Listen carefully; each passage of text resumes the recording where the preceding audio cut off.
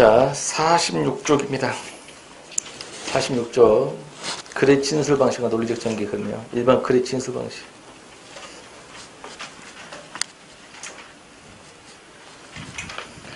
거기 책이 좀 문제가 있는 게 보면, 글의 진술 방식 해놓고, 진술 방식이 1번 진술 방식과 47쪽에 2번 전개 방식 두 개를 합쳐서 진술 방식인 것처럼 이야기를 해놨죠. 현재가 뭐만 이해된가요? 아닙니다. 아니에요. 진술 방식과 전개 방식은 같은 말이고요. 설명 방식이 다른 말이에요.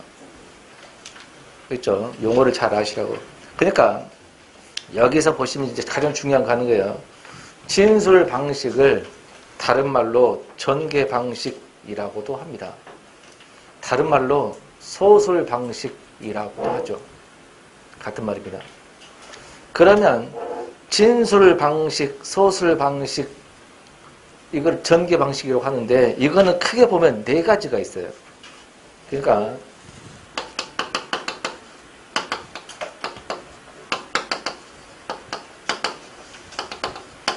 크게 보면 네 가지가 있는데 설명이 있고 논증이 있고 서사, 묘사 이렇게 돼 있습니다. 순서도 해주고요. 묘사, 서사 이렇게 거기는 순서도 해주고요. 크게 보면 이 네 가지 뿐입니다. 자, 무슨 말인고 하니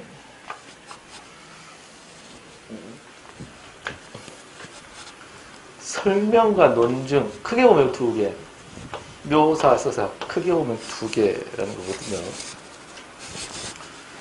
꼭 그런 건 아닌데 주로 설명과 논증은 주로 비문학적인, 아까 문학, 비문학 얘기했죠. 비문학적인 글의 설명과 논증이란 말을 하는 거고요.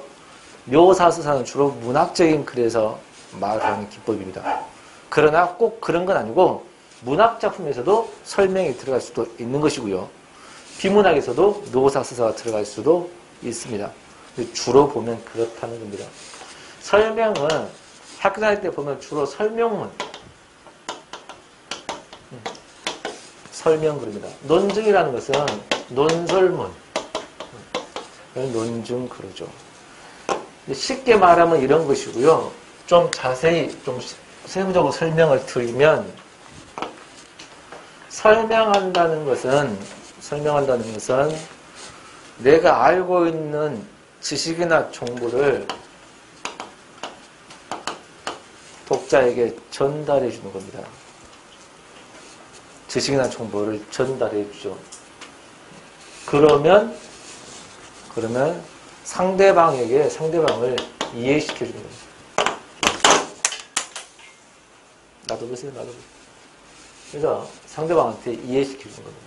반면에 논증이라는 것은 논리적으로 증명한다는 말이 줄말인데 논리적으로 증명한다는 것은 상대방이 정보 전달이 아니고 주장하는 겁니다. 주장을 해서 상대방을 이해시키는 게 아니고 설득시키는 거예요. 그러니까 얘가 이 글의 성격을 말하는 거고요. 목적을 말하는 거죠.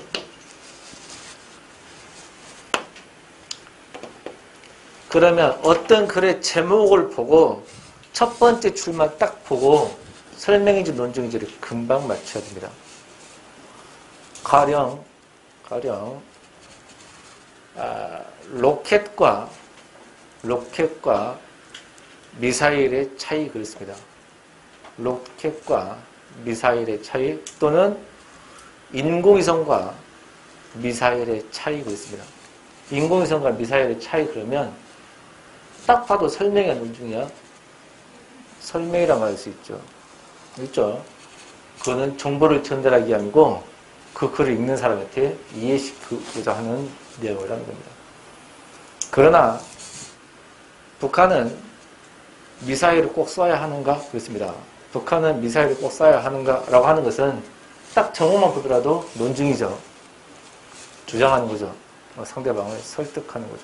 그래서 제목이나 첫 번째 줄만 딱 보고도 이게 설명인지 논증을 아셔야 된다고. 설명하는 글은 당연히 객관적인 글이 될 것이고 설득하는 말하기 논증은요 주관적이겠죠. 이렇게 됩니다. 요거는 바로 죽을 겁니다. 그 다음에 묘사하고 서사가 있는데 묘사라고 하는 글은 이 묘자가 소명, 미술용어입니다. 소명, 사자는 베낀다, 베낀단 말이에요. 그러니까 묘사라는 것은 그냥 글자 그대로 해석하면 그림을 그리듯이 베끼는 것. 그림을 그리듯 그걸 베끼는 것을 묘사라고 이야기를 하죠. 서사는 뭐의 줄임말이냐면요. 서사는 사건을 소설한다고 말해요. 사건을 소설하는 것을 서사라고 이야기를 하죠. 조건이 있습니다. 사건을 소설하는데 사건이 일어나면 어떤 사건이 발생한 다음에 그다음 어떤 사건이 발생을 해요. 시간의 흐름을 고려합니다. 시간의 흐름에 따라서 사건을 소설한 것을 서사라고 이야기하죠. 이 말을 왜 하냐? 크게 보면 진수막식 4개가 있는데 설명, 논증, 묘사, 서사 이 4개 중에서 시간의 흐름을 생각하는 염두에 두는 것은 서사밖에 없습니다.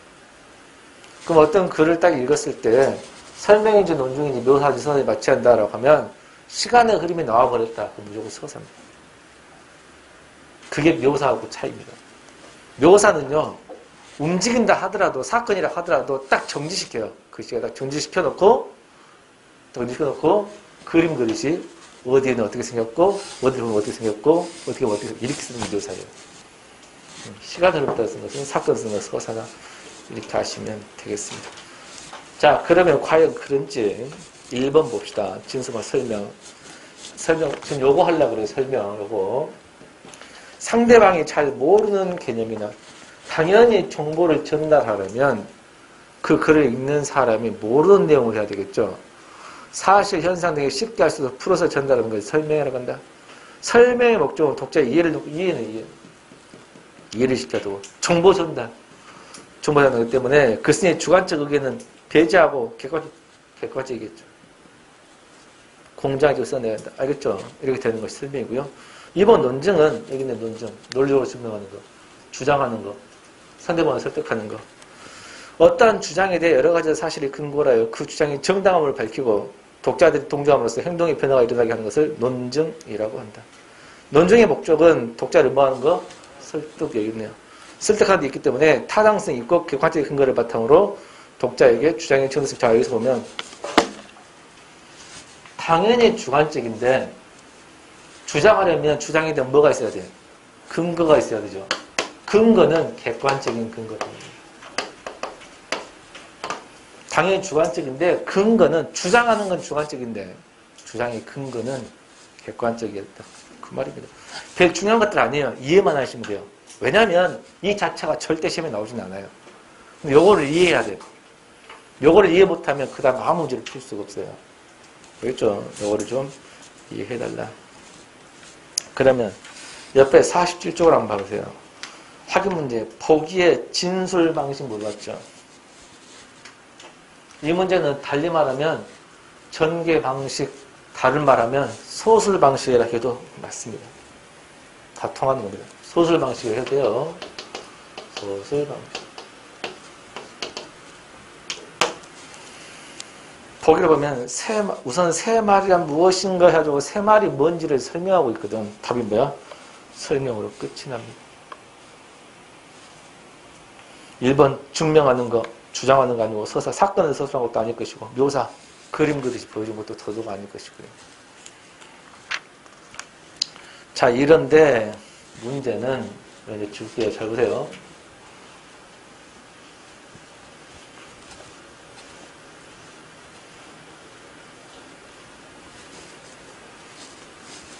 설명을 하려고 해.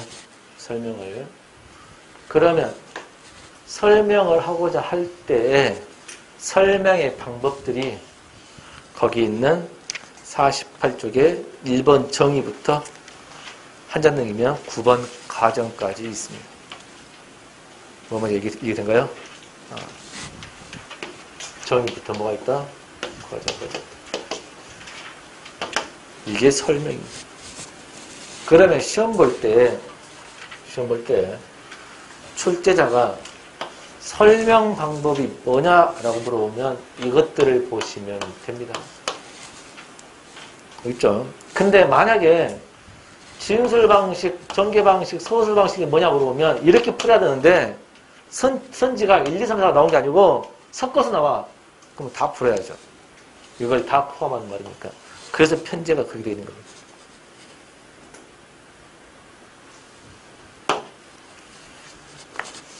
48쪽입니다. 1번 정의.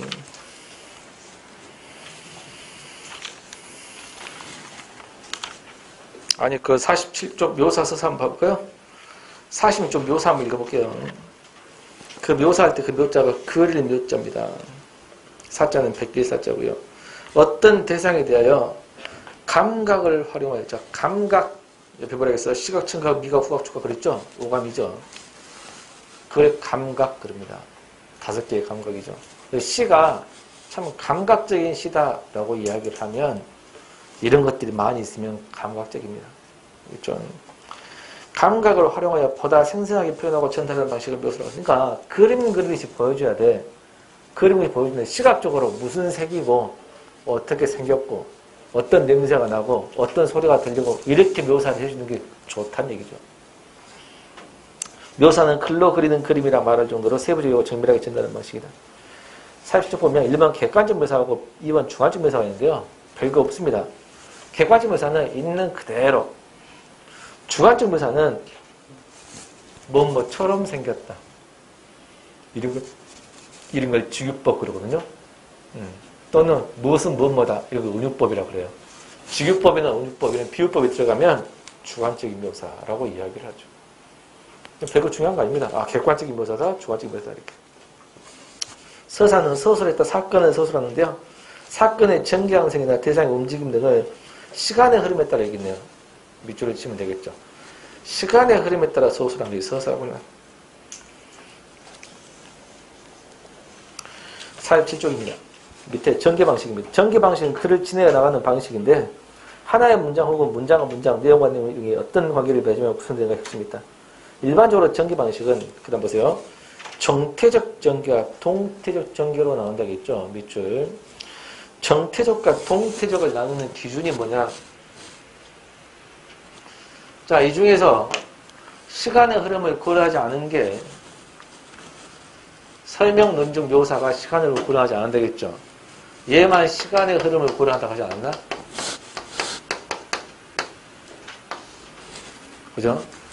시간의 흐름을 고려한 것을 동태적 전개 또는 동태적 방법이라고 이야기합니다.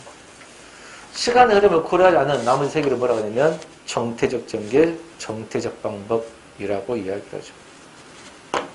다시 시간의 흐름을 고려하는 것, 시간의 흐름을 고려하는 것, 생각하는 것, 이거를 동태적 전개, 동태적 방법이라고 이야기를 합니다.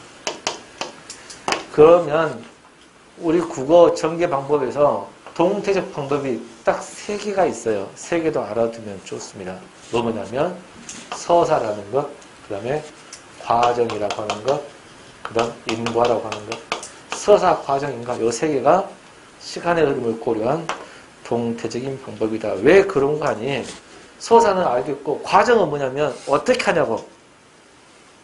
라면을 끓일 때 물 넣고 뭐 넣고 뭐 넣고 뭐 넣고 어떻게 하면 완성 이렇게. 어떻게 하냐고. 시간의 흐름을 고려해야 됩니다. 인과는 뭐의 줄임말이냐면 원인과 결과의 줄임말이에요. 원인과 결과. 그러면 왜 이런 일이 일어났는지 원인과 결과. 그럼 당연히 앞 시간에 선후관계가 있어 없어? 있죠. 이 3개가 시간의 흐름을 말하는 동태적 전개다라는 건데 내용만 그냥 이렇구나 하고 마시면 되지. 막 동태적 서사 과정 외울 필요도 없습니다. 이런다는 것 정도만 아시면 됩니다. 뭐가 중요해? 서사인지 묘사인지를 찾아내는 게 중요해요. 동태식을 외우라는 게 중요한 게 아니고. 그리고 인과의 방법이 쓰였냐 안 쓰였냐 이런 거 아는 게 중요한 것이지 뭐 동태식 외울 필요도 없습니다. 48쪽 1번 정입니다.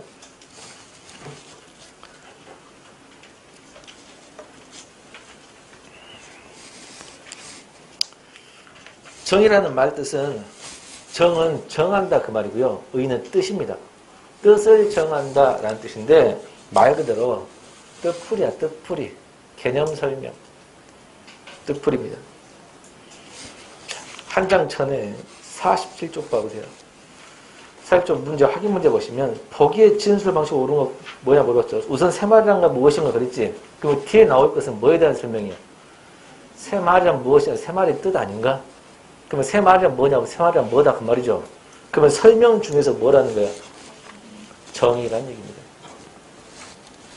근데 정의를 보면 정의는 어떤 대상이나 개념, 범위를 명확히 하여 설명하는 방식이 놓고 뭐 피정의양, 정의양, 종개념, 유개념, 뭐 종착 더 어렵게 어려운 말이 있죠. 그죠? 요거는 알고 있을 필요가 있습니다. 왜 알아야 되냐면요. 1번 정의하고 정의 봐봐. 아, 인간은 사회적인 동물이다 그랬죠. 인간은 사회적인 동물이라고 그랬어. 2번 지정 보세요. 이것이 내 가방이다. 저 사람은 명수의 친척이다. 이거하고 인간은 사회적인 동물이다 하고. 아니면 저 사람을 철수도 봅시다. 철수는 명수의 친척이다. 철수는 명수의 친척이다. 이 문장과 인간은 사회적인 동물이다. 이거는 둘 다 비슷한 구조 아닌가? 그러나 하나는 정의고 하나는 지정입니다. 그럼 그 차이가 뭔지를 아셔야 됩니다. 여기서 정의하고 지정은 같은 형식으로 되어 있습니다. 둘 다 뭐예요? 뜻풀이 아닌가? 뜻풀이. 뜻풀이죠? 그죠? 개념 설명이죠. 유식하게 말하면.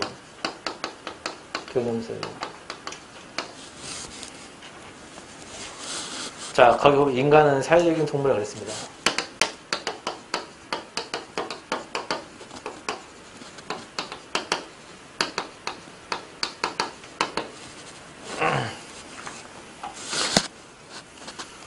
지정에 보면 저 사람은 명수의 친척이다 해서 보면 저 사람을 철수를 해볼게요.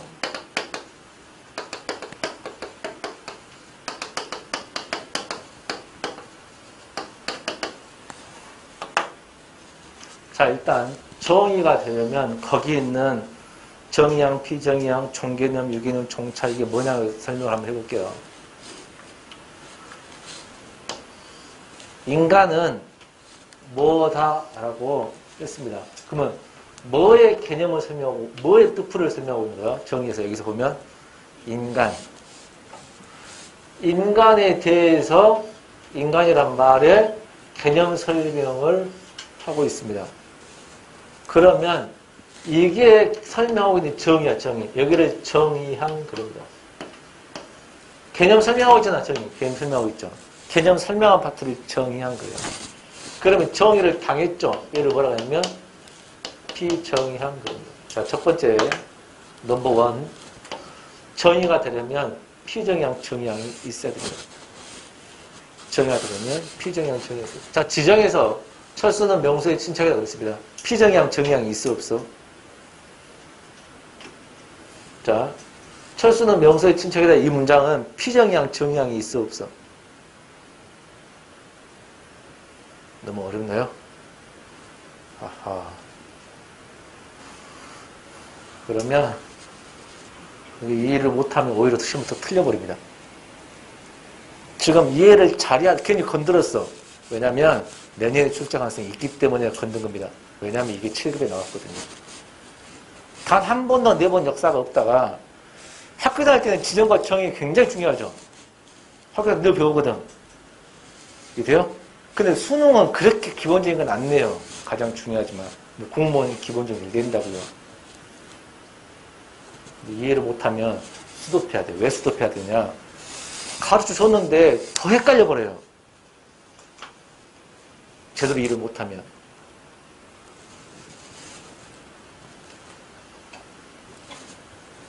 지정은 공무원에서 시험에 나올 확률이 제로에 가깝습니다. 다 종입니다. 그냥 뜻풀이를 개념 설명하면 정이다 이렇게 하고 넘어가셔야 돼요. 왜냐하면 지정은 안 됐다니까요. 지금까지 4번 정도 안 낼 거야.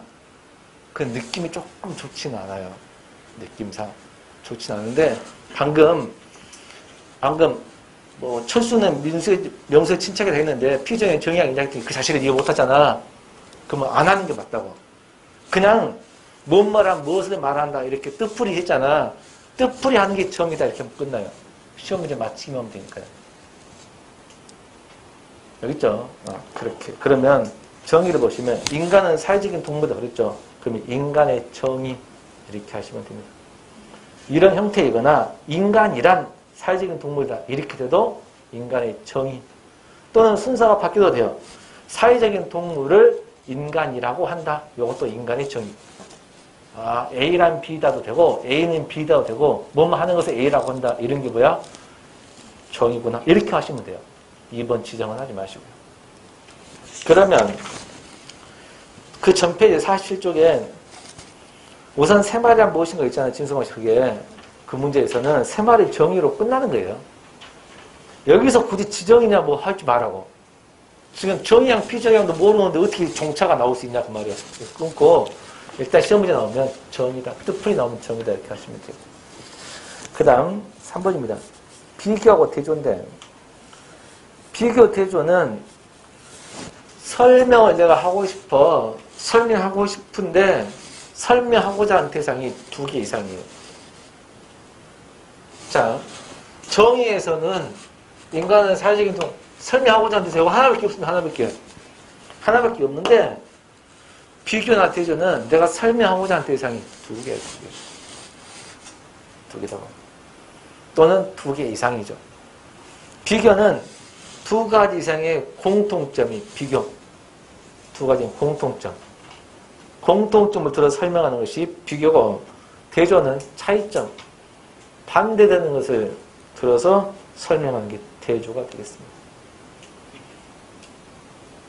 대전에 가면 새로운 교통수단인 트램 들어봤나요? 들어본 사람? 대전의 트램 많이 들어봤나요? 대전에 트램이 시공이 됐습니다. 아직 착공은 안 했고요. 그렇게 하겠다라는 것만 되어 있고 아직 구체적인 노선도 아직 안 짰습니다. 하는 걸로 확정이 돼가지고 돈까지 1차적으로 내려왔습니다. 한꺼번에 안 내려오고 조금씩. 자, 그러면 트램이란 뭐냐? 트램은 무엇을 말한다. 그럼 트램의 정의야. 트램은 무엇을 말한다. 뭐뭐 하는 걸 트램이라는 트램이 정의다고. 근데 그렇게 설명해 줬는데도 못 알아먹어. 그러면 비교 대조죠. 자, 트램을 못 알아먹어.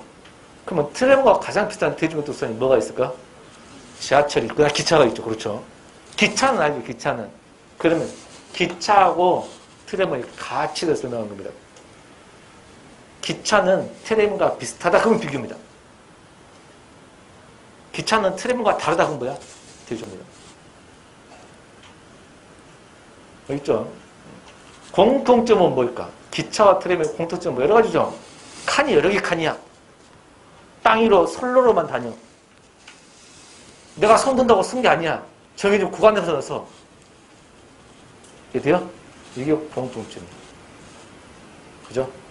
차이점이 뭘까? 기차하고 트램처럼. 기차는 타 지역으로도 가. 트램은 대전 안에만 돌아. 차이점입니다. 이게 돼요? 기차는 용무원이 스스로 있어. 트램은 없어. 지하철처럼. 신고해야 와. 있죠? 이런 거죠. 이런 식이. 그래서, 이런 것도 설명 과목이 되는 거야. 그러니까, 설명하고자 하는 대상이 2개 이상이야.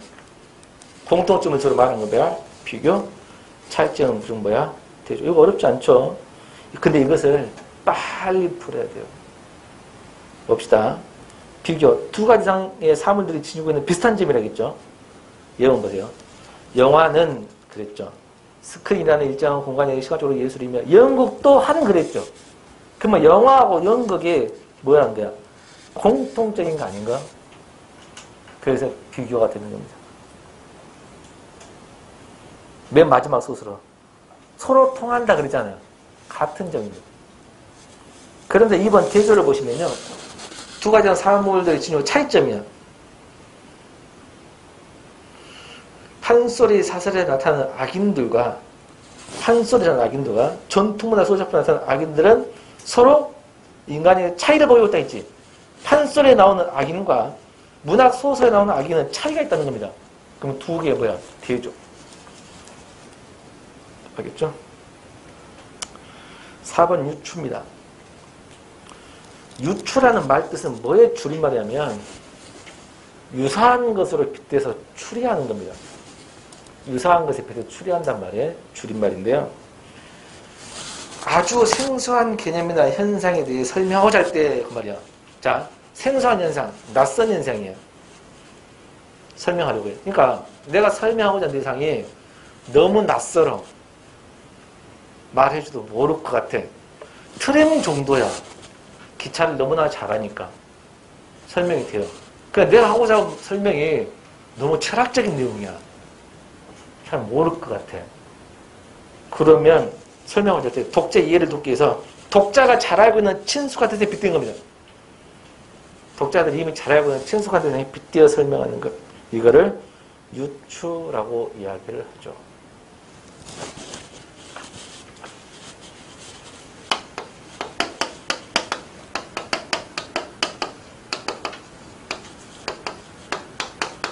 트램과 기차의 공통점은 뭐였습니다. 이게 비교야, 대조야.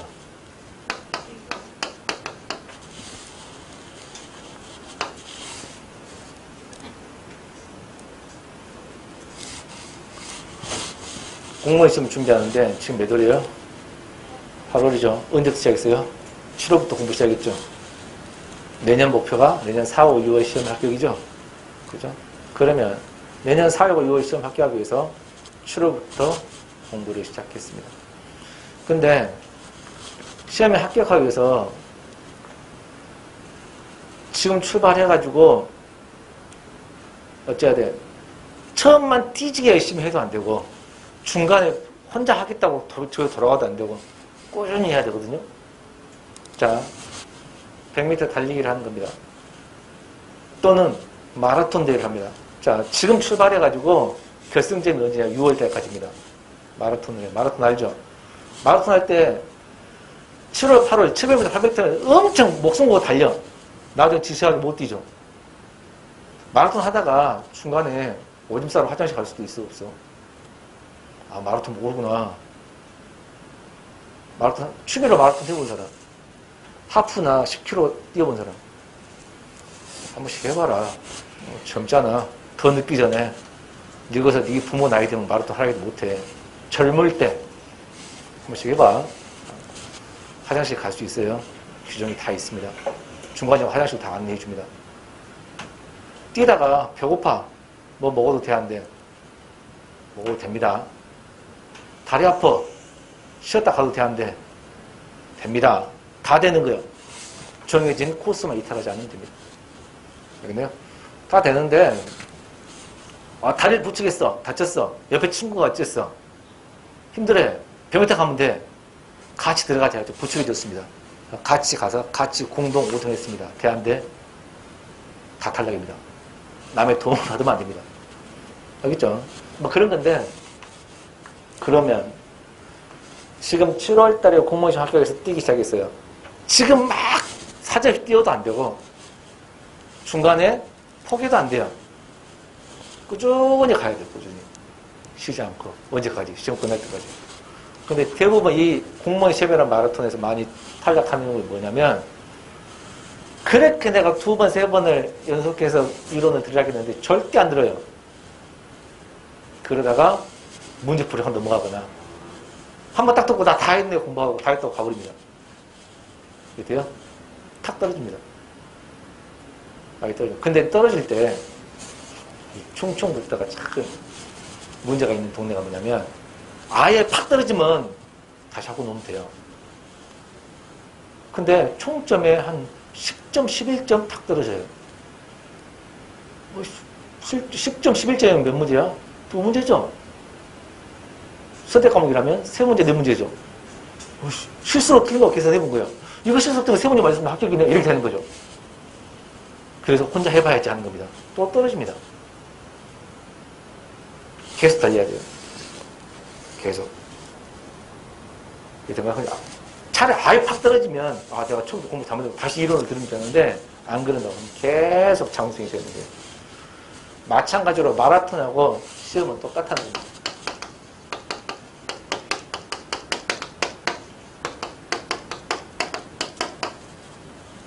마라톤도 중간에 포기하면 안 되고, 마라톤도 꾸준한 페이스를 유지하는 것처럼, 공무원 시험 공부도,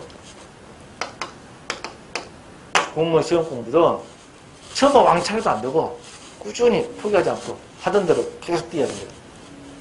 결승점까지. 공부 좀 해요. 근데, 봐봐. 유추 보세요. 아주 생생한 개념의 현상에 대해서. 공무원 시험 합격하는 방법을 너희들이 몰라. 그럴 것 같아서 독자 이해를 돕기 위해서 독자들 잘 알고 있는 친숙한 대상 마라톤은 너무나 잘 알아. 요거에 빗대어 표현한 겁니다. 그러면 문제는 비교하고 유추의 차이가 뭐냐는 겁니다. 두 개의 공통점은 비슷한 점이라는 거지. 서로 같아. 몇 가지 이상이. 두 개 이상이. 근데 비교는 두 개만 있는 경우 세 개일 수도 있거든. 유추는 딱 두 개밖에 안 돼요. 근데 개수로는 차이가 없죠. 그죠? 그러면 둘 다 공통점이라고 하는 공통점이 있습니다.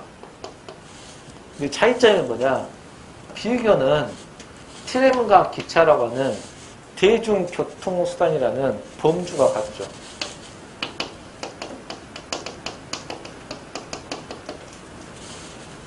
근데 유추는요, 마라톤은 운동 종목이고 시험 공부는 그냥 공부잖아. 학문이지, 학문. 범주가 완전히 다르죠.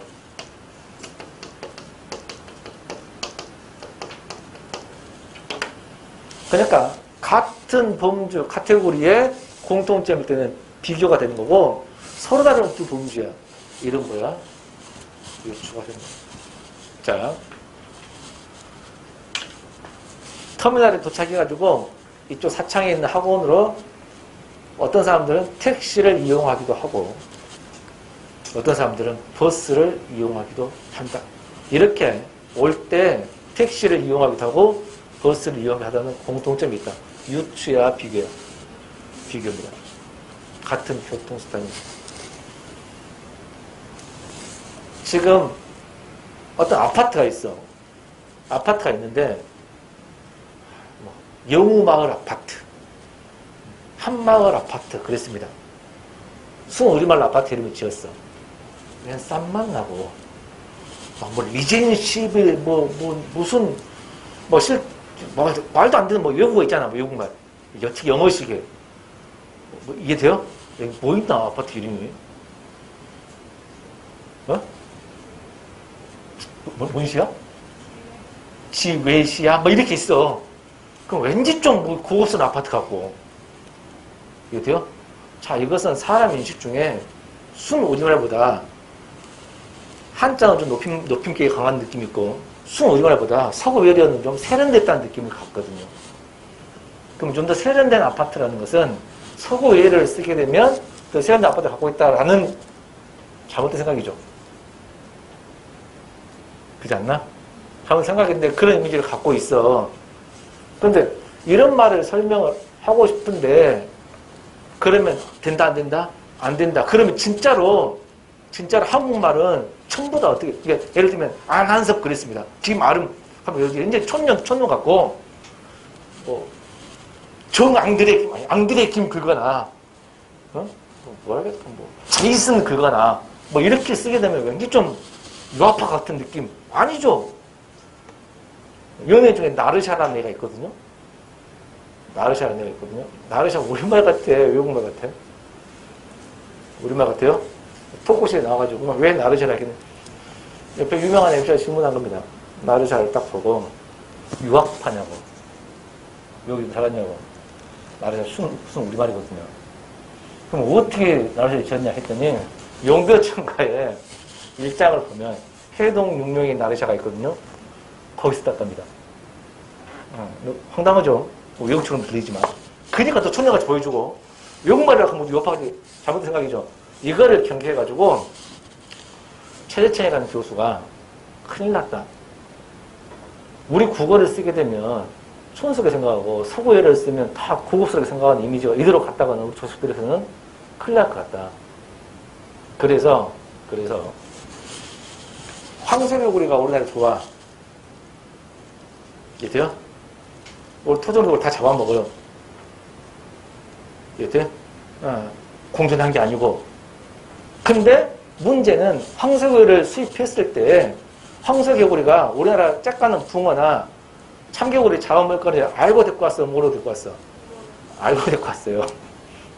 황소개구리 먹이가 그거니까 알고 데리고 왔습니다. 근데 왜 알고 데리고 왔냐? 솔직히 들어가시면 해도 피레미라든가 참개구리 있죠? 참개구리, 청개구리는 우리한테 아무 필요가 없다고 생각했습니다. 여름에 식별했기만 하고 사람이 먹을 수 있는 것도 아니고 아무짝에도 쓸모없다고 생각한 겁니다. 그러니까 그것들을 먹는 거에 대해서는 아무렇지 않게 데리고 온 거지. 그러다 보니까 황소개구리가 들어가지고 참개구리, 청개구리 전멸돼 버렸습니다. 미꾸라지 전멸돼 버렸습니다. 날 남은 거야. 그러고 보니까 어떤 일이 발생해요. 청개구리, 참개구리 같은 것들이 논에 미꾸라지 많거든 옛날에. 그런 것들이 논에 있는 벼멸구, 해충을 다 잡아먹었어요. 모유충이라든가 다 잡아먹었다고. 근데 그거를 잡아먹는 그것들이 없으니까 이해돼요? 이제 벼를 키울 때 농약을 치지 않으면 안 되는 겁니다. 뭔지 알겠죠? 이렇게 되는 겁니다. 그래서 황당하게도 유기농 쌀을 만들자 이렇게 되는 거야. 황당한 사건이 발생한 거죠. 비단 그것만 해도 생태계 완전히 작살나는 거야. 이거를 몰랐던 거지. 이렇게 피해. 그래서 황소가 들어와서 이걸 알지 않냐? 반대로 외국말이 들어왔어. 그럼 우리말 잠식하고 있어. 그럼 우리말도 참개구리 작살난 것처럼 작살날 것이다. 이런 글이 있거든요. 이런 글이 유추입니다. 왜? 황소개구리하고 우리말 언어에 대한 이야기입니다. 서로 다른 범주죠. 요거를 맞추는 거예요. 그래서 이 두 개를 구별하는 것은 굉장히 중요하다는 겁니다. 일단 피규어는 2개 이상이고 유추는 딱 2개밖에 안 되고 중요한 건 뭐야? 공통점인데 범주와 같으면 피규어고 서로 다른 범주라고 뭐야? 유추가 됩니다. 이것 좀 알아두시고요. 옆에 왼쪽에 피규어 유추 보세요. 왼쪽 뭐 예를 들어 피규어 만두와 찐빵 유추는 법과 울타리. 만두와 찐빵은 둘 다 음식이죠. 음식이라는 공통 범주인데 유추는 법과 울타리입니다. 법하고 울타리는 전혀 다른 범주지. 이럴 때 뭐야? 유추가 된다.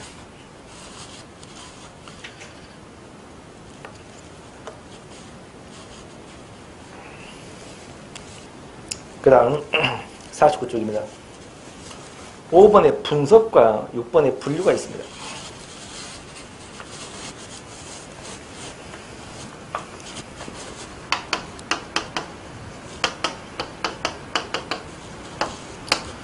분석은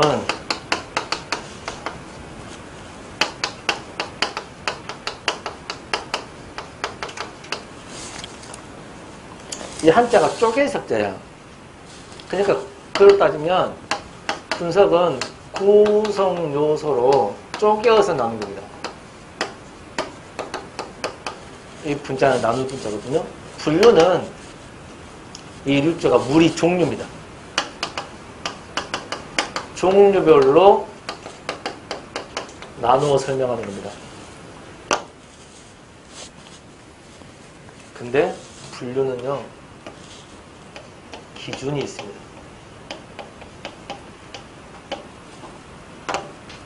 자, 그러면 둘 다 나누어서 설명한다는 데는 공통점이 있어요. 그러니까 나누어서 설명하면 분석 아니면 분류입니다. 나눠 설명하면 분석 아니면 분류야. 근데 기준이 있어가지고 나누면 분류고 기준이 없으면 분석입니다. 원래는 공무원이 이렇게 쉽게 끝났습니다. 가령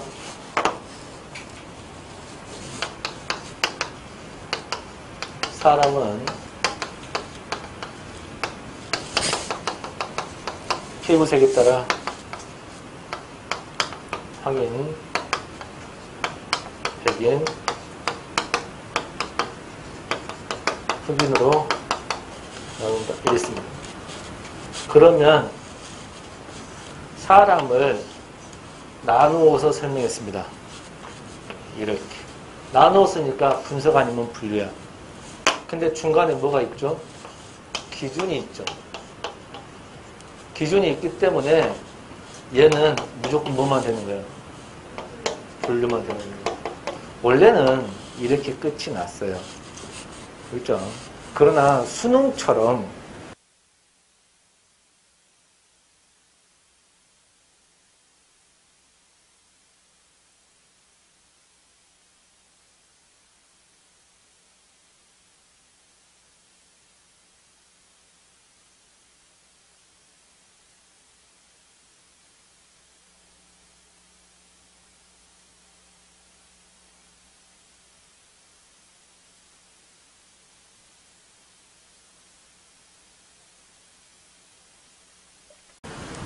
자, 보시면 사람은 확인배가 흑으로 나온다.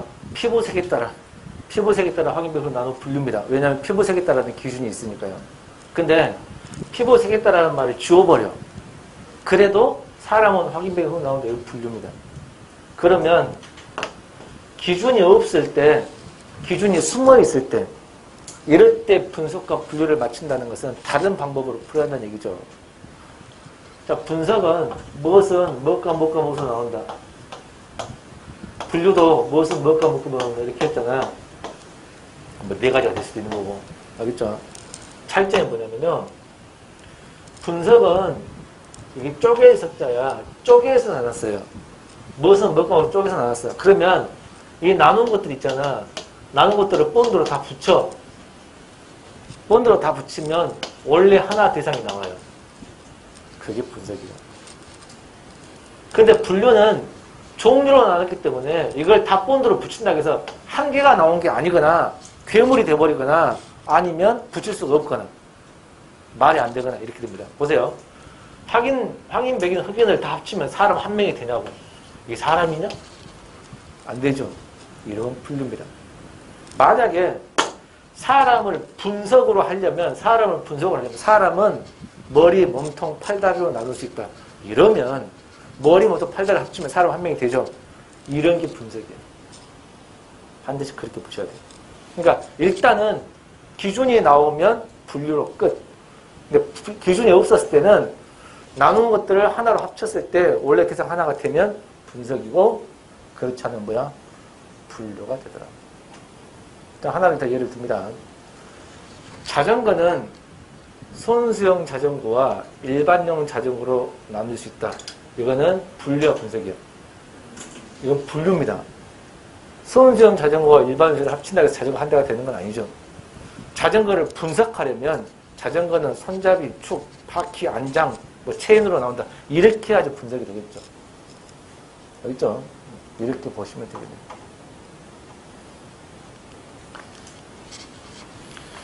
자, 그래서 5번의 분석의 예문을 한번 볼게요. 풍력 발전기는 날개, 변속장치, 발전기 세 부분을 구성되게 했는데 날개, 변속장치, 뭐 발전기를 합치면 풍력 발전기 한 개가 된다고. 이게 분석이야. 6번의 분류 보세요. 온라인 저널리즘 매체는 크게 두 가지 용어로 구분할 수 있는데 하나는 기존 매스미디어 확정 뭐 확정한 교우고 또 하나는 뭐야? 두 개를 합친다고 해서 매체가 하나가 된 게 아니죠. 매체가 두 개 돼버렸죠. 그건 분류라는 얘기입니다. 7번입니다. 인과입니다. 인과는 원인과 결과인데요. 임진왜란이 일어났던 것은 뭐뭐 했기 때문이다. 이것도 인과고 뭐뭐 했기 때문에 임진왜란이 일어났다. 이것도 인과예요. 순서가 바꿔도 상관없습니다. 이게 앞에가 원인, 뒤에가 결과가 나와도 인과고 앞에가 결과, 뒤에가 원인 나와도 인과입니다. 순서와 상관없이 원인과 결과. 알겠죠? 넘겨서 50쪽입니다. 8번 예시입니다. 예시는 예를 든 거야. 예를 든 거. 예를 드는 게 예를 들면 이럴 수도 있고 뭐 하는 것을 보면 예로 들 수 있다. 이렇게 해도 되고요. 9번 과정인데요. 과정은 어떻게입니다. 어떻게. 아마 해설 보면 어떻게란 말 나올 겁니다. 어떻게 하냐고. 라면 끓이는 과정. 식혜를 만드는 과정. 수정과 만드는 과정. 어떻게 하고 어떻게 하고. 밑에 보니까 종이 만드는 과정이 있네요. 맨 처음에 어떻게 하고 어떻게 하고 어떻게 하고. 알겠죠? 이렇게. 그 다음 밑에 더 알아보기 보면 정태적과 동태적이 나온다. 아까 했죠? 동태적은 시간을 고려하는 거 서사 과정인가 세 개만 있고 나머지는 정태적이다. 근데 그것보다 중요한 게 뭐야? 이게 정의인지 예시인지 비교인지 대조인지 불교인지 분석인지 등등등 이걸 판단하는 게 훨씬 더 중요해요. 그러면 크게 나누면 네 가지야. 정의, 예시, 비교, 대조, 분류, 분석, 유추 이것들 뭐야? 설명 방법이야. 그러면 전개 방법 진성 물어보면 이걸 설명 방법 다 포함하면 된다 그 말이야. 오직 알겠죠? 이것을 하시면 되겠습니다. 좀만 쉬었다가 51쪽 하겠습니다. 쉬었다 합시다.